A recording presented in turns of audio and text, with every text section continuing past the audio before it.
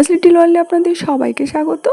আগের দিন ছিল বুধবার আর বৃহস্পতিবার আমাদের নিরামিষ, তাই আগের দিনই বানিয়ে ফেললাম গরম গরম চিকেন আলু ঝোল। প্রথমে আমি মিক্সিতে নিয়ে নিলাম পেঁয়াজ, আদা, রসুন আর একটা শুকনো লঙ্কা, সব কিছু একসাথে পেস্ট করে নিলাম।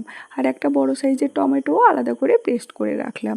এবার মাংসের সাথে দিয়ে দিলাম আলু, হলুদ, জিরে গুঁড়ো, ধনে গুঁড়ো, নুন আর 1 চামচ জিরে, সঙ্গে 2টো তেজপাতা। সব কিছু ভালো করে মেখে 10 মিনিটের জন্য ম্যারিনেট করে রাখলাম। এরপর কড়াইতে সরষের তেল গরম করে দিয়ে দিলাম 1 চামচ ঘি।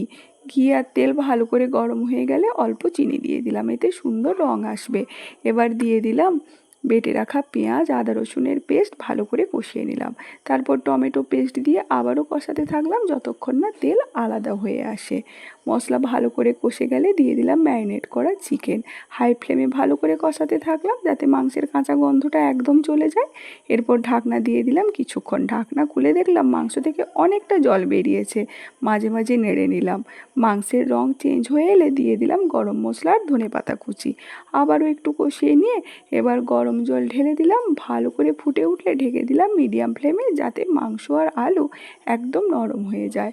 10 থেকে 15 মিনিট পরে খুলে দেখি আলু আর মাংস একদম পারফেক্টভাবে সেদ্ধ হয়ে গেছে। গ্যাস বন্ধ করে গরম গরম ভাতের সাথে পরিবেশন করলাম। এইভাবে একদম ঘরোয়া স্বাদে বানিয়ে ফেললাম চিকেন আলুর ঝোল, গরম ভাতের সাথে একদম জমে যাওয়ার মতো। তো আজ এই পর্যন্ত, আবার অন্য কোনো রেসিপি নিয়ে আসবো। এখন টাটা।